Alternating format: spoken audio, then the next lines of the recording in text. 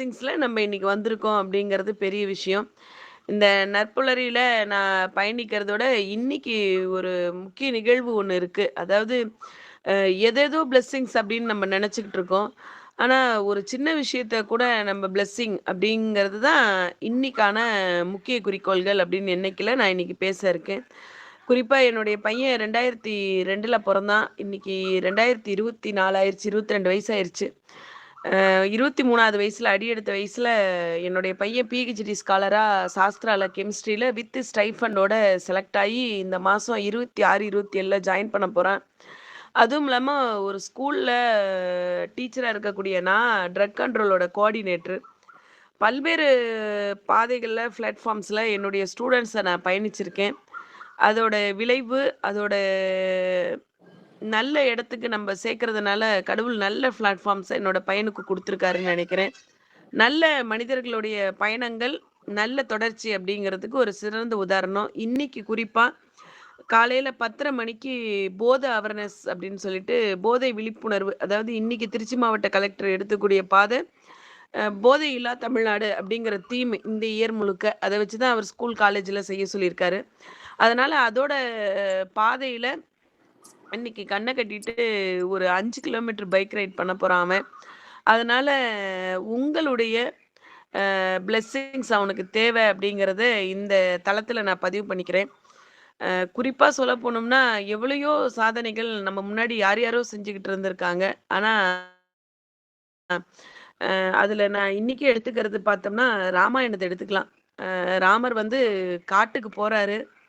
அப்ப காட்டுக்கு போற வழியில காட்டுக்கு போறாரு அப்படின்னோனே தசரத மகா சக்கரவர்த்திக்கு உடல்நிலை மிகவும் பாதிக்கப்பட்டுருது.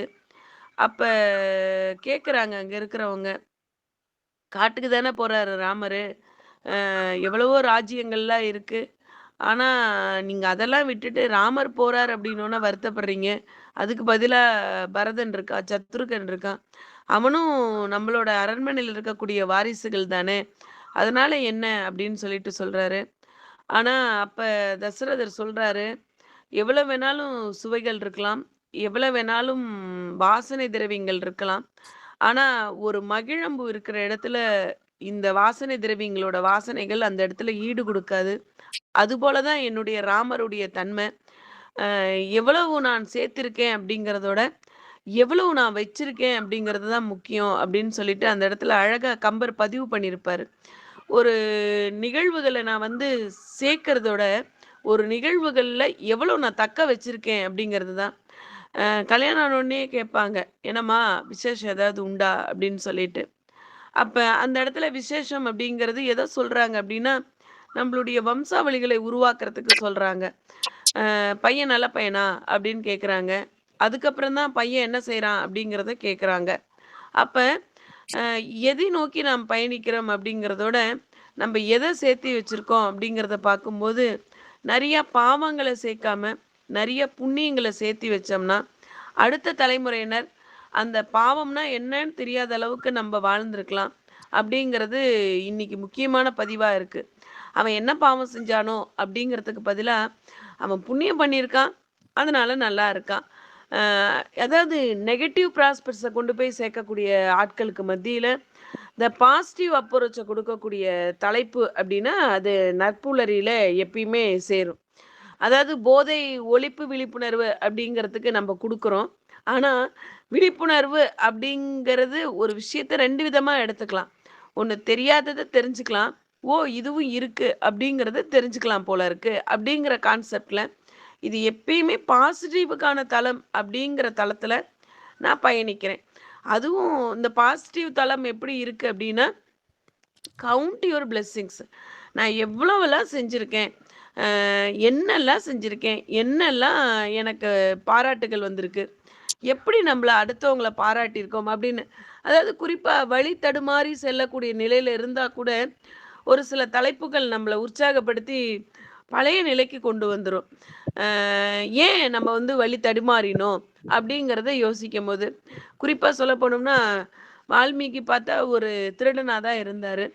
அதுக்கப்புறம் அவர் எப்படி ஒரு ஆர்த்தடிக்ஸா மாறி, ஒரு இதிகாசங்கள எழுதினாரோ, அதுபோல தான் இன்னைக்கு. நிறைய பெரிய தலைவர்களுடைய வாழ்க்கையை எடுத்துக்கிட்டோம் பார்த்தீங்கன்னா, குறிப்பா நேத்தா முந்தா நாளோ ஒரு புஸ்தகம் ஒண்ணு படிச்சேன். அந்த புஸ்தகத்துல அழகா என்ன சொல்லியிருக்காரு அப்படின்னா, ஒரு குழந்தை வருது. அந்த குழந்தை என்ன செய்யுதுன்னா, அம்மா கிட்ட பேசிக்கிட்டே இருக்கு. பேசிக்கிட்டே இருக்கும்போது அம்மாக்கும் பையனுக்கும் திடீர்னு வாக்குவாதங்கள் வந்துருது. அப்ப வாக்குவாதங்களும்போது அந்த அம்மா சொல்றா, "என்கிட்ட பேசி நீ ஜெயிக்கிறது வந்து உலகத்தோட எல்லை அப்படின்னு நினைக்காத. இந்த உலகம் உன் பேச்ச கேட்கணும் அப்படின்னா, நீ பழைய இடத்துல உன்னுடைய காதுகள கொஞ்சம் கூர்மைப்படுத்திக்கோ. உன்னுடைய கண்கள கொஞ்சம் மூடிக்கோ. வாய சுத்தமா திறக்காத" அப்படின்னு சொல்லிட்டு சொல்றா. அப்ப அந்த குழந்தை கேட்குது, "ஏம்மா, என்னுடைய கண்கள நான் கூர்மைப்படுத்திக்கிறேன். காத கொஞ்சம் மூடிக்கிறேன். வாய கொஞ்சம் திறக்காம இருக்கேன். அப்ப இந்த உலகம் என்னுடைய பேச்ச எப்படிம்மா கேட்கும்?" அப்படிங்கிறாரு.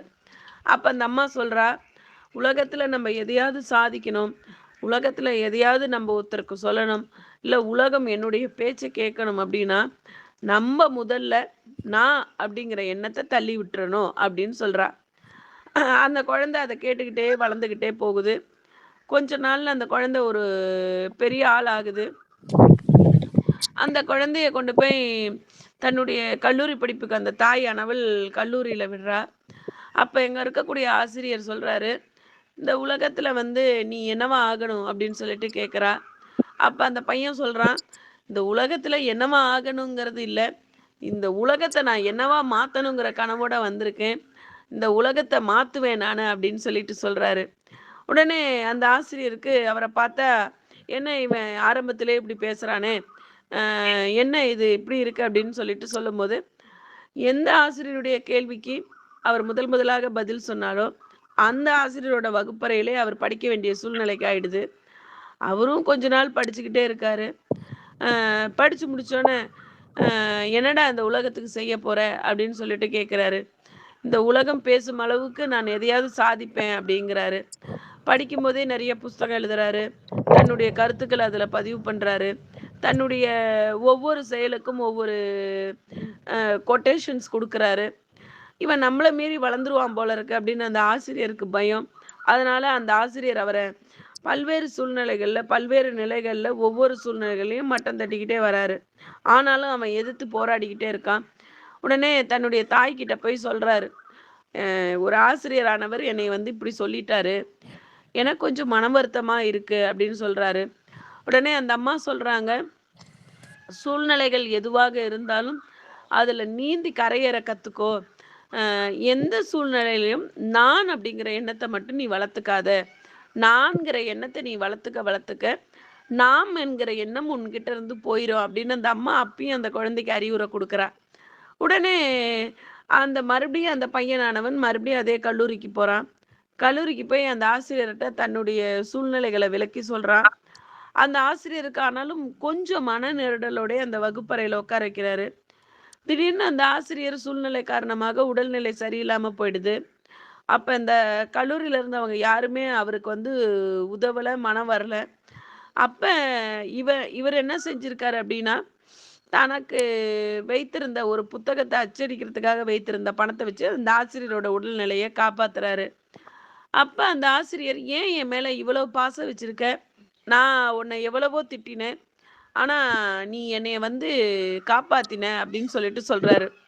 அப்ப அந்த வீரமிக்க பையன் சொல்றான், நீங்க திட்டுறதுன்னு நெனச்சிருந்தா, நான் இன்னைக்கு உங்க முன்னாடி வளர்ந்திருக்க மாட்டேன்.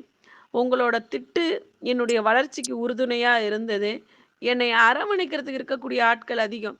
ஆனால் என்னுடைய தவறுகள சுட்டிக்காட்டுறதுக்கான ஆட்கள் தான் இன்னைக்கு கம்மியா இருக்காங்க.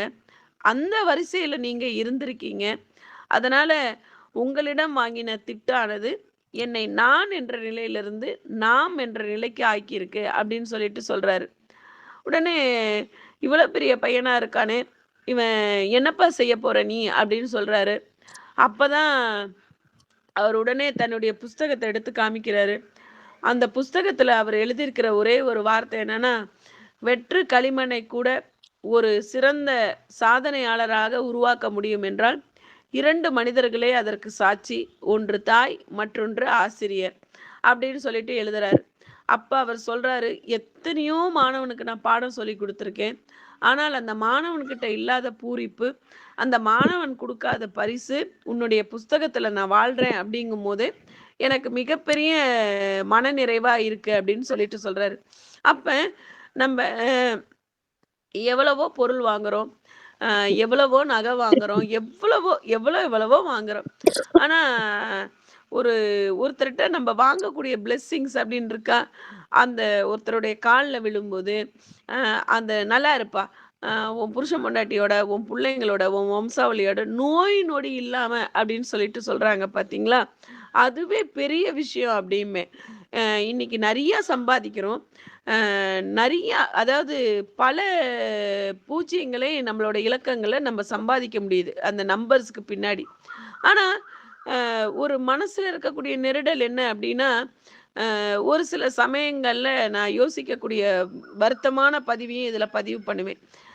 99 மார்க் என்னால குடுக்க முடியுது. ஆனா, ஏதோ ஒரு சூழ்நிலையில ஒரு சில குழந்தைங்க என்னால ஃபெயிலியரும் ஆயிர்றாங்க.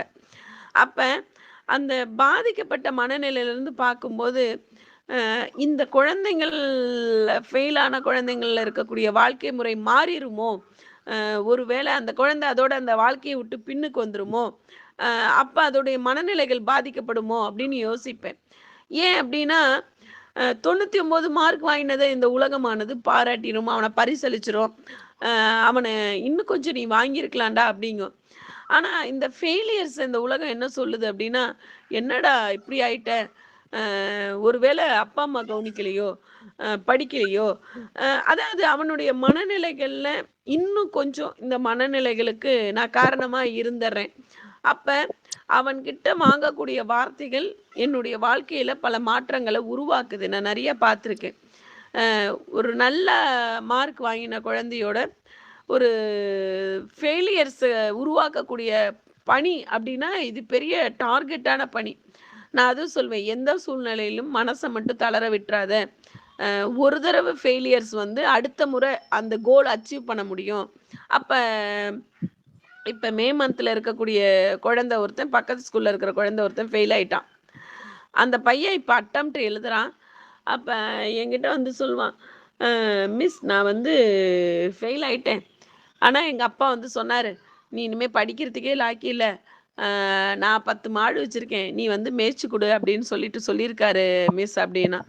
ஒரு தடவ தான்டா வாழ்க்கையில ஒருத்தன் தோப்பான். அடுத்த முறை அவன் தோக்குறான் அப்படின்னா, முன்னாடி தடவ ஏன் தோத்தோங்கிறது தெரியல. அடுத்த முறை ஏன் தோத்தோம் அப்படின்னா, எதுக்காக தோத்துருக்கோம் அப்படிங்கிறது தெரிஞ்சு கூட தோத்துக்கலாம்.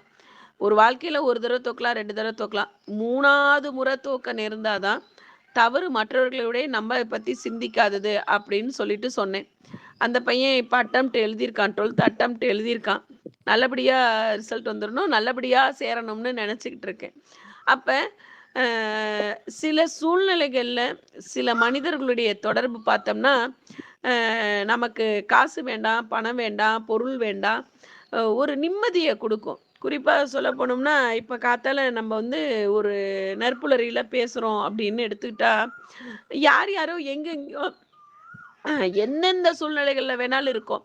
ஆனா, அந்த பிளாட்ஃபார்ம்ஸ்குள்ள வரும்போது, நம்மளுடைய பேச்சுல பார்த்தோம்னா, ஏதோ ஒரு கைண்ட்னஸ், ஏதோ ஒரு பொலைட்னஸ், ஏதோ ஒரு விஷயத்த நம்மளுடைய மொமெண்ட்ஸ அடுத்தவங்களுக்கு குடுக்கணும் அப்படின்னு நெனைக்கிறோம். அப்ப தெரியாத ஒன்ற தெரிஞ்சுக்கிறோம்.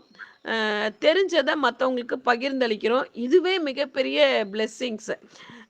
எடுக்க எடுக்க குறையாதது அப்படின்னு பார்த்தீங்கன்னா, கல்வி. பணம் கூட எடுக்க எடுக்க குறைஞ்சிரும் அப்படின்னாங்க. இளமையில் கல் அப்படின்னா, இளைய வயது வளரும் பயிறு முளையிலேயே தெரியும் அப்படின்னாங்க. 4 பேரோட பொறந்த ராமர் காட்டுக்கு போறாரு. காட்டுக்கு போம்போது குகன தன்னுடைய 5வது 5வது உறவு முறையில சகோதரனா ஏத்துக்கிறாரு. அப்ப இந்த உலகத்துல நான் ஒருவரை சந்திக்கும் பொழுது, ஒருவருடன் நான் கலந்துக்கும்போது, ஒருவரை மற்றவருடன் நான் உறவு கொள்ளும் பொழுது, எனக்கு எது தேவைப்படுது அப்டின்னா, நான்கிற ஈகோ தேவையே படல. ஒரு சாதாரண நிகழ்வு தான். இன்னைக்கு இனப்பெருக்கம் அப்படின்னு பார்த்தோம்னா, ஆடு, மாடு, கோழி எதுவுமே காட்டுல இருக்கிற விலங்கு, வீட்ல இருக்கிற விலங்கு எல்லாமே இனப்பெருக்கம் கொள்ளுது. ஆனா, இந்த அப்பா அம்மா அப்படின்னு ஆகும் பொழுது அவங்களும் இதே உறவு முறைகள்ல அவங்களும் இதே வேலையை தான் செய்யணும் நம்ம. ஆனா இந்த ஸ்தானம் அப்படிங்கிறது ஒண்ணு இருக்குல்ல. அஹ் வீட்டோட மூத்த மருமக, வீட்டுக்கு பெரிய பொண்ணு, வீட்டோட பேத்தி, ஃபர்ஸ்ட் பேத்தி, ஃபர்ஸ்ட் பேரன் அப்படின்னு சொல்லும்போது அந்த குடும்பத்துல 10 பேர் இருந்தா கூட இந்த முதன்மையானவர்கள் அப்படின்னு பிறக்கறதுக்கு இந்த பிளெஸ்ஸிங்ஸ்ல இருக்கணும் அப்படிமே. ஏன்னா நமக்கு கீழே 9 பேர், நமக்கு கீழே 10 பேர், நமக்கு கீழே 7 பேர் அப்படின்னு சொல்லும்போது என்னுடைய நடவடிக்கைகளை பார்த்து மாறக்கூடியவனும் இருப்பான். என்னுடைய நடவடிக்கையை இமிட்டேட் பண்றவங்களும் இருப்பாங்க. என்னுடைய நடவடிக்கைகளை சற்று முன்ன பின்ன காப்பி பண்ணக்கூடிய ஆட்களும் இருப்பாங்க. அப்ப ஒரு விஷயத்த நான் தெளிவா சொல்லணும் அப்படின்னா, அ ஒரு வீட்ல ஒரு பொறுப்பமிக்க ஒரு மூத்த மருமகளாவோ, ஒரு பொறுப்புமிக்க அக்காவோ, தங்கையாவோ, ஒரு பொறுப்புமிக்க இருக்கும் பொழுது அதுவே ஒரு பிளெஸ்ஸிங் தான். ஐயோ! ஏன் மூத்த மருமகளா வந்து மாட்டிக்கிட்டோம் அப்படிங்கிறதோட, எவ்வளோ பெரிய பிரச்சனைகள் இருந்தாலும் சரி, அந்த 4 மருமக இருந்தானா, அந்த முதல் மருமகளோட விஷயங்கள், அந்த முதல் மருமகளோட பக்குவங்கள், அவங்களுக்கு இருக்கக்கூடிய ஒரு மரியாதைகள் அடுத்தவங்களுக்கு இருக்கும். இல்லைன்னுலாம் சொல்ல முடியாது. இந்த பிரியாரிட்டி அப்படின்னு சொல்றது அந்த ஃபர்ஸ்ட்டு மருமக. அப்ப சில சூழ்நிலைகள்ல நம்மளுடைய பதவிகள நினைச்சு நம்ம வருத்தப்படுறதோட, அந்த பதவியினால கிடைச்சதனுடைய கவுண்டிங் நினைக்கும்போது அது ஒரு பிளெஸ்ஸிங்கா எடுத்துக்கிட்டு போலாம். அதே மாரி வெளியில போம்போது, சக மனிதர்களை பார்த்து, சக மனிதர்கள் சிரிக்கிறதே இன்னைக்கு ஒரு பெரிய பிளெஸ்ஸிங்கா தான் இருக்கு. முன்னாடியெல்லாம் "நல்லா இருக்கீங்களா? எப்படி இருக்கீங்க?" அப்படின்னு விசாரிக்கக்கூடிய வார்த்தைகள் இருந்துச்சு. இன்னைக்கு குட் மார்னிங் ஜிஎம் ஆயிருச்சு. பிகாஸ் அப்படிங்கிறது பிசிஓஇசட் அப்படின்னு மாறிருச்சு. இந்த பிகாஸ் அப்படிங்கிறது எனக்கு இவ்வளோ ஷார்ட் ஃபார்ம்ஸ்ங்கிறது கொஞ்ச நாளைக்கு முன்னாடி தான் தெரிஞ்சுச்சு. அப்ப வார்த்தைகளை சுருக்கும் பொழுது, நம்மளுடைய வார்த்தைகள் எழுத்துக்கள சுருக்கினோம், வார்த்தைகள் சுருங்கி போச்சு. வார்த்தைகள் சுருங்கும்போது வாழ்க்கையும் சுருங்கி போச்சு அப்படிம்பேன். நல்லா பேசினோம், நல்லா சிரிச்சோம், நல்லா சாப்பிட்டோம், நல்லா ஓடினோம். இன்னைக்கு எல்லாமே குறையுது பாருங்க. குறிப்பா சொல்ல போனோம்னா, இப்ப எங்க திருச்சி மாவட்டத்துல பிஷப் ஹீபர் காலேஜ்ல வரிசையா 3 இளைஞர்கள் அடுத்தடுத்து இறைவனடி சேர்ந்தார்கள். அப்ப குறிப்பா ஏன் அப்படின்னு நான் யோசிக்கும் பொழுது, ஒருவேளை அவங்களுடைய வாழ்க்கை முறையில வரக்கூடிய மிகப்பெரிய மாற்றங்களா?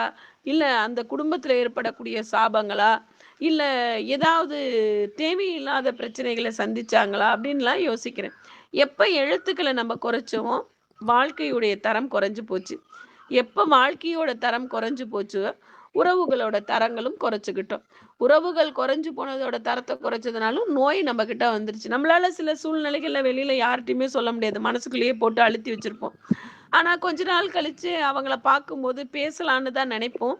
ஆனா, அந்த நான்கிறது, நாம்ங்கிறது மாறாது. நம்ப அவங்க பேசல, நம்ம ஏன் போய் பேசணும்? அந்த தேவையில்லாத அந்த மயிரிழையில இருக்கக்கூடிய நூலானது நம்மளுடைய வாழ்க்கைய முழுவதும் கெடுத்துருது. அதனாது "தோன்றலின் புகழோடு தோன்றுக அஃதிலார் தோன்றலின் தோன்றாமை நன்று" அப்படின்னாரு வள்ளுவர்.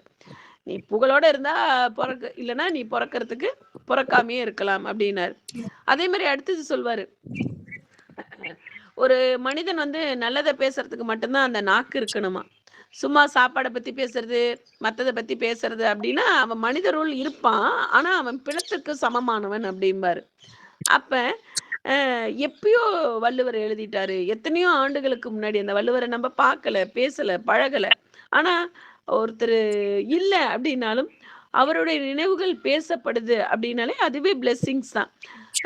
இன்னைக்கு யார வேணாலும் எடுத்துக்கோங்க. நம்ம யாரோடையுமே இன்னைக்கு போய் ஒரு பெரிய தலைவர்களையோ, பெரிய விஞ்ஞானிகளையோ நம்ம பழகல. ஆனா, அ அவங்களோட பயோகிராஃபிஸ் படிக்கிறோம், அவங்கள பத்தி நெனைக்கிறோம் அப்டிங்கும்போது, அதுவே நம்ம வாங்கிட்டு வந்த வரம். இன்னைக்கு எல்லாருக்குமே 2 வீடு இருக்கு, 2 கார் இருக்கு, 2 ஸ்கூட்டர் இருக்கு. அவனுக்கு என்ன பையன் வேலைக்கு போய்ட்டான், அவனுக்கு என்ன வீட்டுக்காரு சென்ட்ரல் கவர்மெண்ட் வேலை, ஸ்டேட் கவர்மெண்ட் எவ்வளவோ வார்த்தைகள் இருக்கட்டும். ஆனால், ஒரு மாற்றுத்திறனாளியா நான் பொறக்கலையே அப்படின்னு நினைக்கும்போது மிகப்பெரிய வரம். ஒரு ட்ரைஜெண்டரா இந்த சமூகத்துல வலம் வரலையே மிகப்பெரிய வரம். ஐயோ! எனக்கு கண்ணாடி போடாத அளவுக்கு கண்ணு குடுத்துருக்கானே மிகப்பெரிய வரம். காது மிஷின் வைக்காத அளவுக்கு காது குடுத்துருக்கானே மிகப்பெரிய வரம். நான் இவங்க கிட்ட இது பேசினா எனக்கு கோச்சிக்காத நண்பர்கள் இருக்காங்களே மிகப்பெரிய வரம். நான் செய்யக்கூடிய தவறுகளை உடனே உடனே சுட்டிக்காக்க ஆசிரியர் இருக்கார், மிகப்பெரிய வரம்.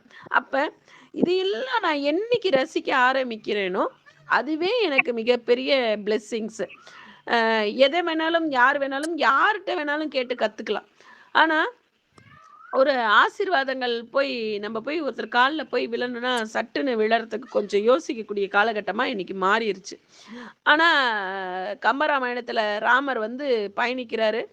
அகலிக்கு மோட்சம் குடுக்குறாரு. சபரிய பார்க்குறாரு. ஜடாயுவுக்கு மோட்சம் குடுக்குறாரு. எவ்வளவோ த ஹியூமன் பீயிங் நேச்சர். அ இன்னைக்கு ஒரு நாய் செத்து போச்சு அப்டின்னா, அத கடந்து பயணிக்கிறோம். அன்னைக்கு தன்னுடைய மனைவியே ஒருத்தர் கடத்திக்கிட்டு போறாரு. அத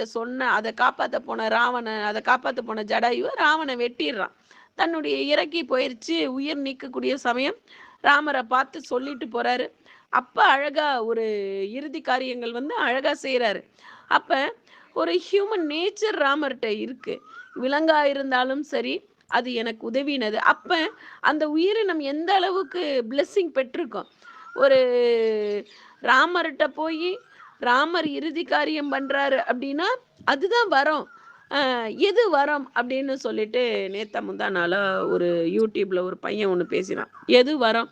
வாரம் முழுக்க வீட்ல இல்லாம, என்னுடைய வேலைகளை நான் செய்து கொண்டிருப்பதே வரம் அப்படின்னு போட்டிருந்தான். ஒரு சின்ன வயசு பையன். அதுவே எனக்கு ஒரு பிளெஸ்ஸிங்கா தோணுச்சு. வேலைக்கு போறோம் அப்படிங்கிறதுக்கு பதிலா, வேலைக்கும் போறோம் அப்படிங்கிறத எடுத்துக்கிட்டா கூட, அது ஒரு பெரிய வரமா இருக்கு. அடுத்தது சபரியோட கான்ட்ரிபியூட் பார்த்தோம்னா, ஒரு பெருமாளுக்கு நம்ம ஒண்ணு வைக்கணும்னா, மடி ஆச்சாரம், ஐயோ! பெருமாள் கண்ண குத்திருவாரு, அத செஞ்சுருவாரு, இத செஞ்சுருவாரு அப்படின்னு அழகழகா நம்ம சொல்லி, அந்த குழந்தைய ரெஸ்ட்ரிக்டடோட வளர்ப்போம். ஆனா சபரி அழகா எச்சில் பண்ணி, சாப்பிட்டு பார்த்துட்டு, அதுக்கப்புறம் ராமருக்கு குடுத்துருக்கா. ஆனா ராமர் அத கோச்சுக்கல, திட்டல, எதுவுமே பண்ணல. அத வாங்கி அழகா சாப்ட்டுருக்காரு. அப்ப அதுவே ஒரு பிளெஸ்ஸிங் தானே! அ அதாவது நம்ம வந்து ராமர் இப்படி இருப்பாரு. ராமர்னா இப்படிதான். கிருஷ்ணர்னா இப்படிதான். நரசிம்மர்னா இப்படிதான். அப்படின்னு சொல்லிட்டு கடவுள்கள சொல்லி சொல்லியே நம்ப வளர்த்துருக்கோம். ஆனா, இவங்க பயணிச்சிருக்காங்க அப்படின்னு நினைக்கும்போது, அப்ப அவங்க அதெல்லாம் வரம் வாங்கிட்டு வந்திருக்காங்க. இவங்களோட நம்பளும் இப்படி இருப்போமா? நமக்கும் ஒரு நாள் தெய்வம் வந்து பேசுமா? நம்பளும் இப்படி செய்வோமா? அப்படின்னு நினைக்கக்கூடிய நிலைகள நமக்கு ஒவ்வொரு இதிகாசமும், புராணங்களும் குடுத்திருக்கு. ஆனா, இதையெல்லாம் இன்னைக்கு விட்டுட்டு, அ நான் வந்து எது எதையோ தேடி, எது எதுலயோ பயணிச்சு, கடைசியில கவுண்ட் யுவர் பிளெஸ்ஸிங் அப்படிங்கும்போது, என்னுடைய பிளெஸ்ஸிங் அப்படின்னு சொல்லும் பொழுது, எதுவுமே இல்லாத அளவுக்கு இந்த உலகத்த நம்ப படைச்சுக்கிறோம்.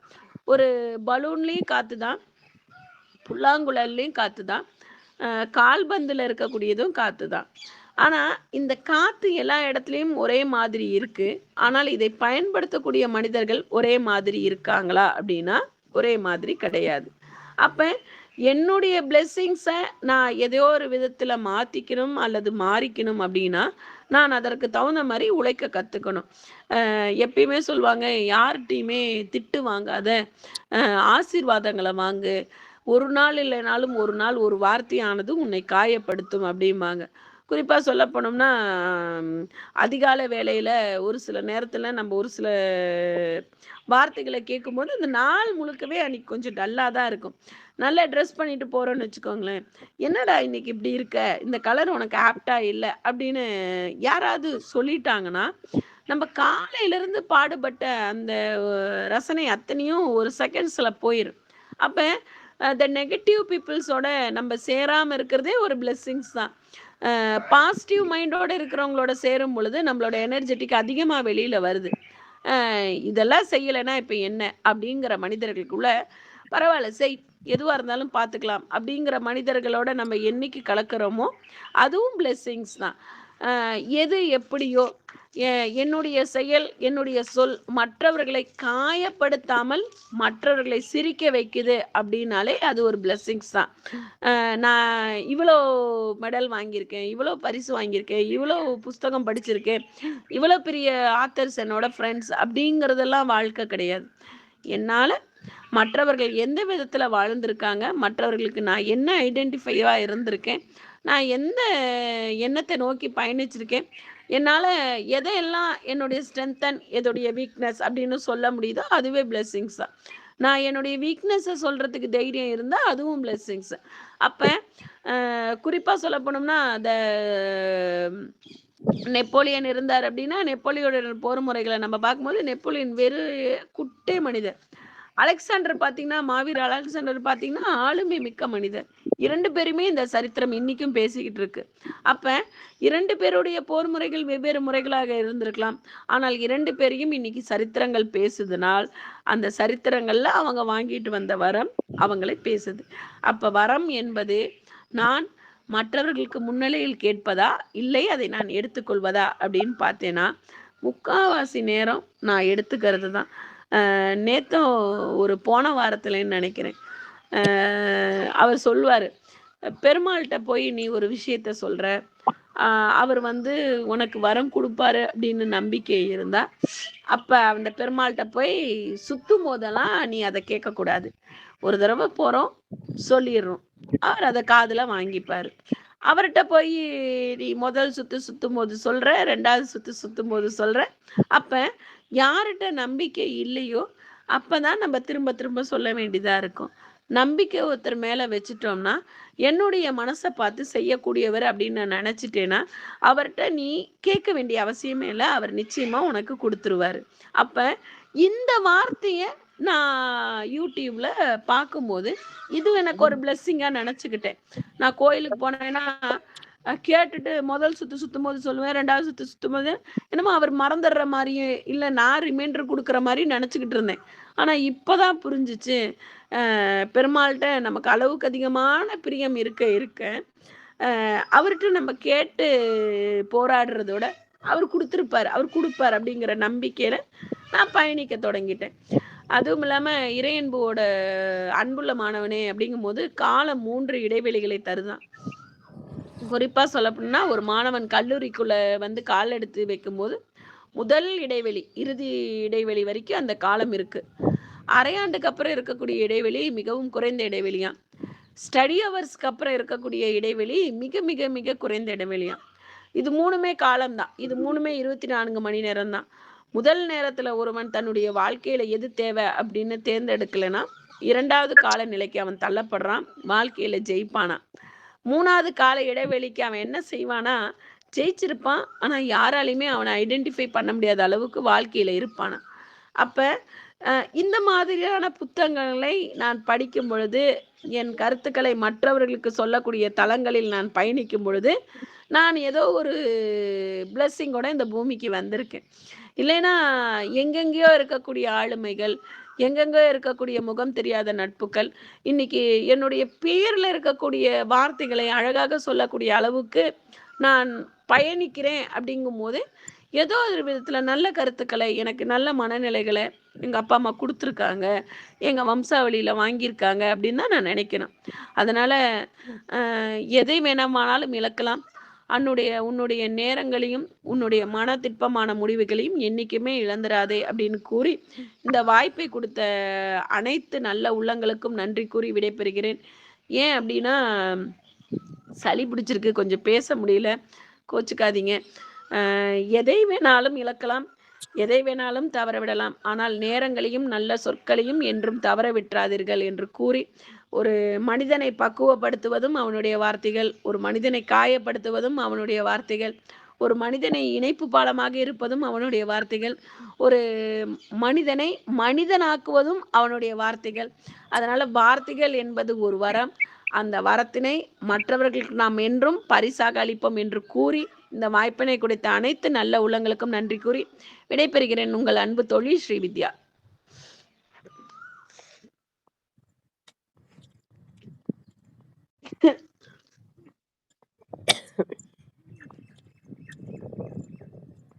நன்றி மேடம்.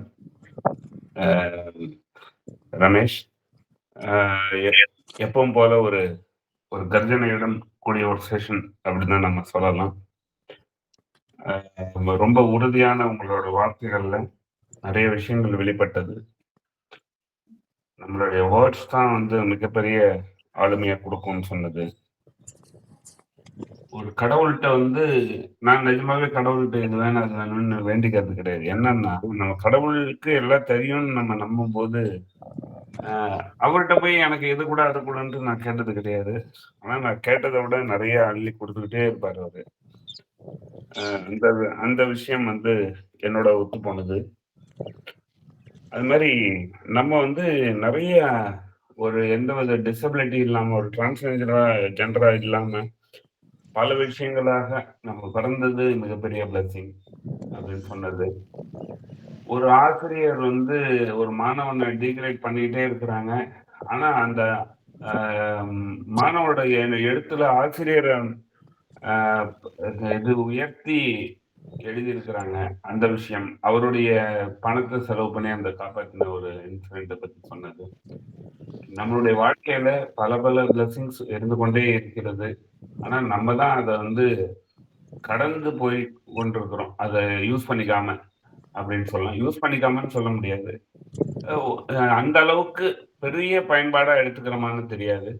ஸோ அழகான ஒரு ஸ்பீச், ரொம்ப நல்ல நிறைய டேக்அவே பாயிண்ட்ஸு. உங்க சன்னுக்கு வந்து ஒரு பிளஸிங்ஸ் தெரிவிக்கிறேன்.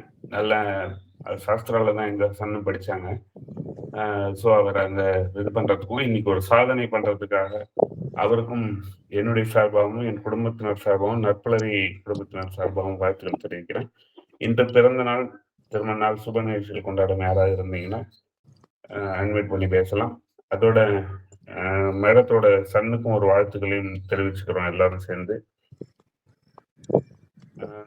இன்று உலகம் முழுவதும் பிறந்தநாள் திருமண நாள் சுப நிகழ்ச்சிகள் கொண்டாடும் அனைவருக்கும் நற்பொழில் குடும்பம் சார்பாக வாழ்த்துக்களும் தெரிவித்து மேடமோட சன்னுக்கும் ஒரு வாழ்த்துக்கள் தெரிவித்து ஃபீட்பேக்காக கூப்பிடுறேன். முதலாவதாக அருணகிரி சார் பேசுறேன்.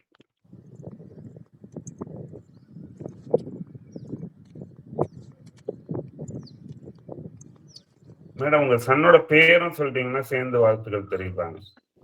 அரவிந்த் ஸ்ரீகாந்த் சார். என்ன ஸ்ரீகாந்த் மேடம்? அரவிந்த் ஸ்ரீகாந்த்.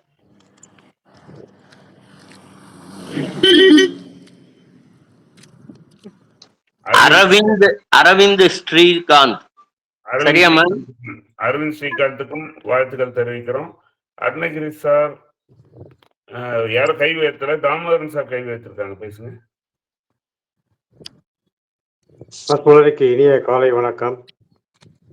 இன்று ஒரு சிங்கத்தின் குரல் மிக தெளிவாகவும் மிக சக்தி வாய்ந்த ஒரு குரலாகவும் இன்று ஒலித்ததற்கு அவர்களுக்கு என்னுடைய முதல் வணக்கத்தை தெரிவித்துக் கொள்கிறேன். ஒரு ஆசிரியர் என்ற முறையில் அவர்கள் நமக்கு பல கருத்துக்களை ஆசீர்வாதங்களாக வழங்கியிருக்கின்றார். இருந்தாலும் அவருடைய மகன் இன்று 22 வயதாகின்றது.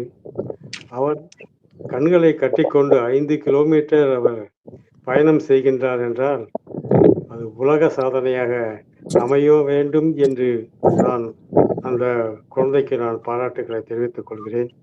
மேலும் மேலும் அவர் பல சாதனைகள் செய்து தாய்க்கும் அந்த குடும்பத்திற்கும் நற்புலரியில் நாம் இணைந்திருக்கின்றோமே, நமக்கும் அந்த சாதனைகள் பல வெற்றிகளை தர வேண்டும் என்று வாழ்த்தி இன்று நிறைய விஷயங்களை சொல்லியிருக்கின்றார்கள். ஏனென்றால் ஆசிரியர் இல்லையா, மிக தெளிவாக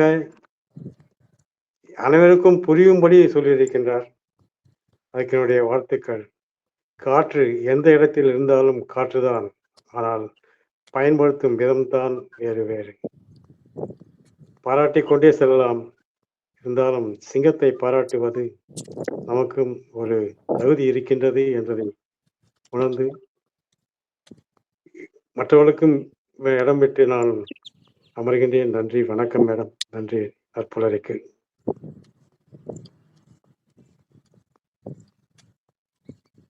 நன்றி தாமோதரன் சார், அருமையான தகவல் தெரிவிச்சிருக்கிறீங்க. ஃபீட்பேக் நல்லா கொடுத்துருக்கீங்க. சரவணன் சார் நீங்க. அனைவருக்கும் நற்புலரி நற்காலை வணக்கம்.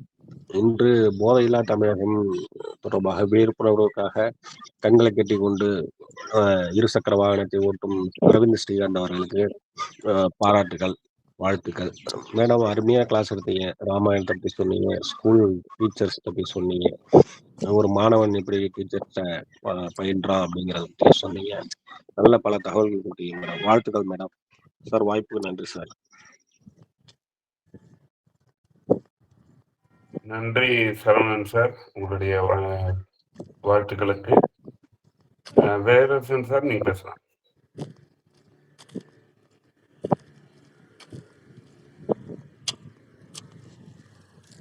ஐயா கேட்கிறதா? இப்பதான் கேக்குது. கேட்குது சார். அன்பு கழுமிய சோதரர்கள் சோதரிகள் உங்கள் அனைவருக்கும் இனிய நட்புலரி வணக்கம். இன்று போதை இல்லா தமிழகத்தை, தமிழகம் மட்டுமல்ல உலகத்தை உருவாக்கும் நிலையில் கண்களை கட்டிக்கொண்டு 5 கிலோமீட்டர் இருசக்கர வாகனத்தில் இனிதாய் பயணிக்க இருக்கின்ற நமது செல்வன் அரவிந்த் ஸ்ரீகாந்த் அவர்கள் வாழிய நீடு வளமுடன் நலமுடன் இறையருள் நிறைந்து என நம் அனைவரின் அன்பு உள்ளத்தோடு வாழ்த்துகிறோம். நான் இன்றைக்கு பொலிவுரை அவர்களுக்கு ஒரு புது முயற்சியாய் கவிதை என நான் என்னும் ஒன்றை முயல்கின்றேன். நீங்கள் திட்ட திட்ட நான் திண்டுக்கல், நீங்கள் வைய வைய நான் வைரக்கல், பூட்டும் நானே சாவியும் நானே, இப்புவியில் நாளை மலர்வேன் நறுமண மலராய். மலராய் மலர்வது முடிவல்ல, காயாய் மாறி கனியாய் கனிந்து இவ்வுலகில் நான் என்பது நாமாய் மலர்வோம் வாருங்கள். அன்பையும் கொடுத்து அறிவையும் கொடுத்து அதோடு கூட அறம் கொடுத்து நாமும் வளர்ந்து இந்நானிலம் தன்னையும் வளர்ப்போம் வாரீர் வாரீர். அம்மா அம்மா வாருங்கள், உங்கள் அடிக்கடி அடிக்கடி வாருங்கள், உங்கள் அமுத ஊற்றை தாருங்கள். நன்றி வணக்கம். சிறப்பான கவிதை சார். நன்றி வணக்கம். நன்றிங்கய்யா. திண்டுக்கல் வைரக்கல், நீங்கள் நட்புறதுக்கு ஒரு வீரக்கல் அப்படின்னு சொல்லுவோம். அடுத்து யாராவது கை வச்சிருக்கிறீங்களா? கை உயர்த்தலை. வேற யாராவது பேசணும்னா பேசலாம், கொடுக்கலாம். சார் அனைவருக்கும் வணக்கம். மேடம் செஷன் எக்ஸலண்ட்டாக இருந்தது மேம். ஒவ்வொரு விஷயத்தையும் ரொம்ப அழகாக எடுத்து சொன்னீங்க. அதாவது எஜுகேஷன் அப்படிங்கிறதோட இம்பார்ட்டன்ஸை ரொம்ப அழகாக புரிய வச்சுருக்கீங்க. நம்மளுக்கு கிடைச்ச விஷயங்களை ஆசீர்வாதமாக நம்ம எடுத்துக்கிறோமா அப்படிங்கிறத சொன்னீங்க. அப்புறம் கடைசியாக அந்த வார்த்தை அப்படிங்கிறத ஒரு சொல் வெல்லும் ஒரு சொல் கொல்லும் அப்படின்னு சொல்லுவாங்க. அதுவும் ரொம்ப அழகாக எடுத்து சொன்னீங்க. ஒவ்வொரு விஷயங்களையும் தேடி தேடி கொண்டு வந்து புதுசாக சொல்கிறது தான் உங்களோட ஸ்பீச்சில் இருக்கிற அந்த ஸ்கில் அப்படின்னு சொல்லலாம். அந்த சொல்கிற விதம், அதை எப்படி நம்ம கனெக்ட் பண்ணுறோம் அப்படிங்கிறது, இந்த ராமர் கதை சொன்னதாகட்டும், அந்த தெய்வத்துக்கிட்ட போய் நம்ம முறையிடுறது, எல்லாமே ரொம்ப அழகாக சொன்னீங்க. வாழ்த்துக்கள் மேடம். வாழ்க வளமுடன். அரவிந்த் அவர்களுக்கு மனம் நிறைந்த வாழ்த்துக்கள். இன்னைக்கு அவருடைய சாதனை சிறப்பாக முடிக்கணும் அப்படிங்கிறத நானும் ப்ரேயர் பண்ணிக்கிறேன். வாழ்த்துக்கள் மேடம். நன்றி சார். நன்றி சேர்கனி மேடம். அருமையான ஃபீட்பேக். இந்த ஜடாய் மோட்சம் ஜடாய்க்கு எவ்வளோ பிளஸிங்ஸ் கிடைச்சது அப்படின்னா, நம்ம வைத்தீஸ்வரன் கோயில்ல ஜடாய்க்கு மோட்சம் எடுத்து அந்த இடத்துல ஜடாய்க்கு காரியங்கள் பண்ண ஓம பண்டமே இருக்கிற மாதிரி இன்னைக்கும் ஒரு நம்பிக்கை உண்டு அந்த இடத்துல. ஸோ அருமையான ஒரு விஷயம் மேடம் சுட்டி காமிச்சிருக்கிறாங்க. வேற யாராவது ஃபீட்பேக் கொடுக்கறதுனா? ஷீலர் அவர்கள் இருக்கிறார்கள், கை உயர்த்தி இருக்கிறார்களா? இல்லைங்க, யாரும் கை உயர்த்தல. மேடம் உங்களுடைய ஒரு நிமிடம் இங்க இருக்கு. சார் அனைவருக்கும் வணக்கம். ஏற்கனவே என் பையன் 5-10 வருஷத்துக்கு முன்னாடி பிளாஸ்டிக் அவேர்னஸ்க்கோசரம் சைக்கிளில் ஓட்டினான். இப்போ வந்து கண்ணை கட்டிட்டு அதே மாதிரி கண்ணை கட்டிட்டு பிளாஸ்டிக் அவேர்னஸ் ஓட்டினவன் இப்போ போதையில்லா தமிழ்நாடுக்கு ஓட்டுறான். அதனால இந்த நிகழ்வை நான் இன்னைக்கு பரிந்துரைக்கிறேன். அதனால வாய்ப்புகள் நம்மளை தேடி இருக்கு. அந்த வாய்ப்புகளை பயன்படுத்தும் போது தான் நாம் மற்றவர்களிருந்து வித்தியாசப்படுகிறோம். குறிப்பாக சொல்ல போனோம்னா நற்புலரி அப்படிங்கிறது இனிய காலை வேளையில் நல்ல தகவல்களை வீட்டு வாசலில் வந்து கிடக்குது. அது ஒரு நியூஸ் பேப்பர் மாதிரி. அதை எடுத்துக்கிறதும் படிக்கிறதும் மனசில் வச்சுக்கிறதும் இந்த பிளாட்ஃபார்மில் நம்ம பயன்படுத்திக்கிற விதம். அதனால எவ்வளோ பெரிய விஷயங்களை நம்ம சாதிச்சோம் அப்படிங்கிறத விட எவ்வளவு நபர்களை நான் சம்பாதிச்சிருக்கேன். இன்னைக்கு முகமறியாத நபர்களாக இருந்தாலும் எனக்கு இன்னைக்கு என் பையனுக்கு கொடுக்கக்கூடிய பிளெஸ்ஸிங்ஸ் இருக்கு பார்த்தீங்களா, அதுதான் நான் சம்பாதிச்சது. அதனால இந்த பிளாட்ஃபார்ம்ல எனக்கு இந்த வாய்ப்பு கொடுத்த அனைவருக்கும் நன்றி கூறுறேன். குறிப்பாக சொல்ல போனோம்னா என்னுடைய பையன் ஒரு மெஜிஷியனு. இப்போ பிஹெச்டி ஸ்காலர் கெமிஸ்ட்ரியில். இந்த மாசத்துல இந்த நற்புலரியில் அவனோட உரையை நீங்கள் 20ஆம் தேதியோ 21ஆம் தேதியோ கூடிய விரைவில் பார்ப்பீங்க. அதனால் ஒரு தாய் தன்னுடைய மகனை சான்றோனாக்குவது கடமை அப்படின்னா அந்த சான்றோனை அனைவரும் சான்றோனாக்குவது நமது கடமை அப்படின்னு சொல்லிட்டு இந்த பிளாட்ஃபார்மில் அவன் முதல் பயணிக்கிறான் பேசுறதுல. அதனால் அவனை உற்சாகப்படுத்துறது இந்த சான்றோர் பெற்ற தாய்க்கு கொடுக்கக்கூடிய பிளெஸ்ஸிங்ஸாக இருக்கும் என்று கூறி இந்த வாய்ப்பினை கொடுத்த அனைத்து நல்ல உள்ளங்களுக்கும் நன்றி கூறுறேன். எப்போ வேணாலும் இந்த பிளாட்ஃபார்மில் பயணிக்கலாம் அப்படிங்கிறதோட இந்த பிளாட்ஃபார்ம் எனக்கானது அப்படிங்கிற உறவுகளை நான் சம்பாதிச்சிருக்கேன். அப்படிங்கும் போது அதுதான் நான் வாழ்ந்ததுக்கு அடையாளம் என்று கூறி விடைபெறுகிறேன். நன்றி, வணக்கம். நன்றி மேடம். அருமையான ஒரு தாயா நீங்க வந்து மகனை வந்து நாங்கெல்லாம் வாழ்த்தினதோட அருமையா வாழ்த்திருக்கீங்க. 20ஆம் தேதி தொடர்ந்து அவரோட உரையும் நாங்கள் அவரோட எதிர்பார்க்கிறோம். ஸோ ஒரு நல்ல நாள் கவுண்ட் யுவர் பிளஸிங்ஸ் அப்படிங்கும்போது அவங்க சொன்ன செய்தி வாசல்ல பேப்பர் கிடைக்கு எடுத்து வாசிக்கிறோமா இல்லை கம்முன்னு விட்டுறோமா இல்லை ஷெல்ஃபுக்கு கீழே இதுவா போடுவோம் இல்லையா பேப்பரை, அந்த மாதிரி யூஸ் பண்றோமா, அவங்களோட பயன்பாட்டுக்கு விட்டு விடுங்கன்னு சொன்ன விஷயம் நல்லா இருக்கு. ஏற்புரை பிறகு கூட பரவாயில்ல. டீலர் சார் வந்திருக்காரு, நீங்க பேசுங்க. அனைவருக்கும் காலை வணக்கம். ரொம்ப சந்தோஷம். நல்ல நிகழ்வுகள் நடந்துகிட்டே இருக்கு. நல்ல நிகழ்வு. இப்ப எனக்கு வந்து ஒரு சின்ன எக்ஸ்பீரியன்ஸ் இருந்ததை அதை ஷேர் பண்ணணும்னு நினைச்சேன். கடவுள் நம்மள்ட்ட பேச மாட்டாரா அப்படின்னு சொல்லி சொன்ன விதம் வந்து ரொம்ப அருமையா இருந்தது. தெய்வம் மனுஷ ரூபேன அப்படின்னு நம்புறது ஒரு பக்கம், கடவுள் மனிதர்களா இருந்தவங்க தான் கடவுளா மாறுறாங்க அப்படிங்கிற நம்பிக்கை வந்து எனக்கு ரொம்ப அதிதீவிரமா உண்டு. ராமர் காட்டுக்கு போனதுனால அவர் இல்ல, வீட்டுல வாழ்ந்த முறைகள்னால அவர் ராமர் கடவுளா மாறினார். How they have to plan for it, each and every activity, realizing it, even though என் பையன் வந்து மேஜிக்ல வந்து பண்ணிட்டு இருந்தான், இப்படி அப்படி அப்படி இப்படின்னு, ஏய் இதெல்லாம் பண்ணாதரா, ஏமாத்துற வேலையெல்லாம் பண்ணாதரான்னு. அதாவது என்னன்னா நான் அதனாலதான் பேசலாமோ யோசிச்சேன் நான், அப்புறம் வேண்டான்னு விட்டுட்டேன். ஏன்னா அதே மாதிரி ஒரு திருவள்ளுவரோட வீடியோ போட்டிருந்தாங்க. எனக்கு அப்படியே ரொம்ப, அதாவது ரொம்ப வேதனையா இருந்தது. என்னன்னா ஸ்டாலின் ஒரு தடவை பேசும்போது அந்த குரலை தப்பா பேசிடுறாரு. அதுக்கு திருவள்ளுவரை கீழே விழுவுற மாதிரி போட்டுட்டாங்க. அதாவது என்னன்னா நம்ம பண்ணுன தப்பு அவரை கீழே தள்ளிடுற மாதிரி இருக்கும் அப்படின்னு ஒரு பிக்சரைசேஷன் வந்து இல்ல அது. அதாவது என்னன்னா நம்ம தெளிவா சில விஷயங்களை குழந்தையா இருக்கும் போதே உலகத்தை மாத்துறதுக்காக வர்றதுக்கு முன்னாடி நம்ம தெளிவா டிராவல் ஆகணும் அப்படிங்கிறதும், எந்த புலன்களெல்லாம் எப்படியெல்லாம் பயன்படுத்தணும், எங்க க்ளோஸ் பண்ணணும், எங்க திறக்கணும், எதுக்காக மூடணும், எதுக்காக திறக்கணும் அப்படிங்கிறத கிளாரிட்டியை வந்து உங்க பையனுக்கு சின்ன வயசுலயே நீங்க கொடுத்துருங்க தெய்வமே. ஏன்னா நம்பிக்கை வளர்க்கறது அதெல்லாம் தாண்டி சில இடத்துல, ஏன்னா என் பிள்ளையா இருந்தா நான் என்ன பண்ணேன்னா அதை சொல்றேன், வேற ஒண்ணும் கிடையாது. அதாவது என்னன்னா கண்ணை மூடிக்கிட்டா அந்த மெடிடேஷன்ங்கிறது வேற, ரோட்ல போய் நம்ம பண்ணும்போது ஒரு தீய விஷயங்கள் உலகத்துல நடக்குது அப்படிங்கிறதுக்காக அதை தட்டி கேட்கறதுக்காக நம்ம வந்து ஒரு விஷயத்த அத வந்து, அதாவது என்னன்னா அத கெட்டதை பார்க்காத கெட்டதை கேட்காதங்கிறத காந்தி சொன்னதையே நான் மாத்தினேன். ஏய் ஒண்ணு சொல்றேன் பாடுறா அப்படின்னு சொல்லிட்டு நல்லதை பாக்குறது அப்படின்னு சொல்லிட்டு ஒரு இதை கொடுத்தேன். என்ன கொடுத்தேன்னா இப்படி நானும் வாய் திறந்தேன். வீடியோல தெரியுமா தெரியாதா, இப்படி வச்சு காமிக்கிறேன் நானு அப்படின்னு காமிச்சேன். இது என்னடா சொல்றா அப்படின்னு. ஒவ்வொருத்தரும் யோசிச்சான், கிளீனா பாக்குறீங்களா சார் அப்படின்னு. ஏய், நல்லத பாக்குறது,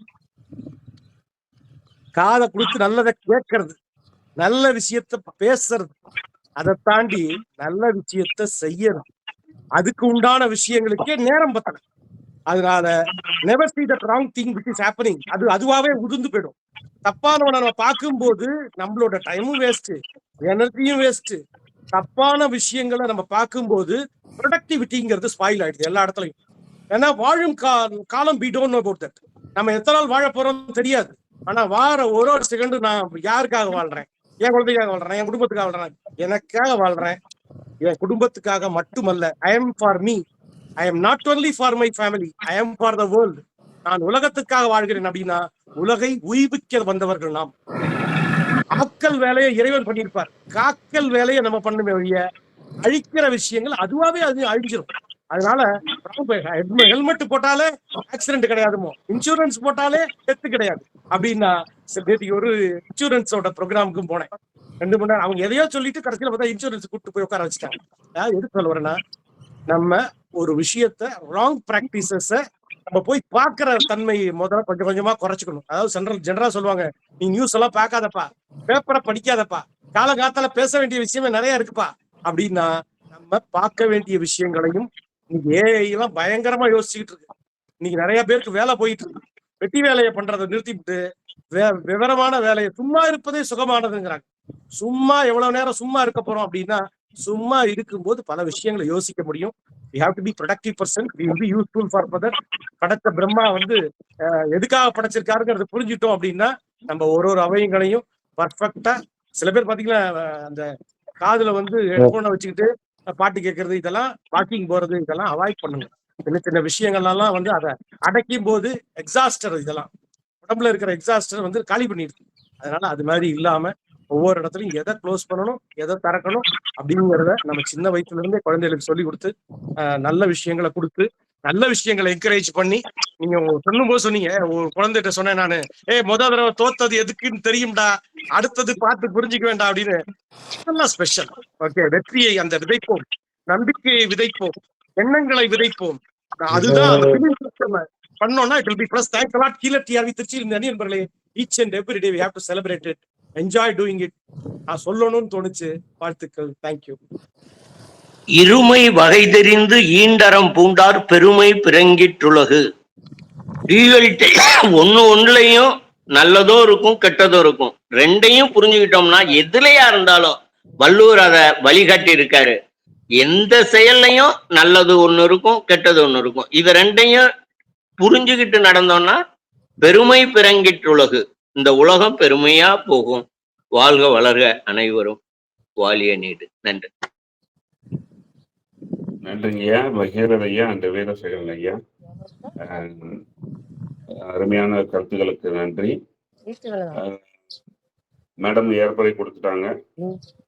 இன்று கவுண்ட் யுவர் பிளஸிங்ஸ் என்ற ஒரு தலைப்புல மேடம் சிங்கம் ஸ்ரீவித்யா அவர்கள் அருமையான ஒரு உரை கொடுத்தாங்க.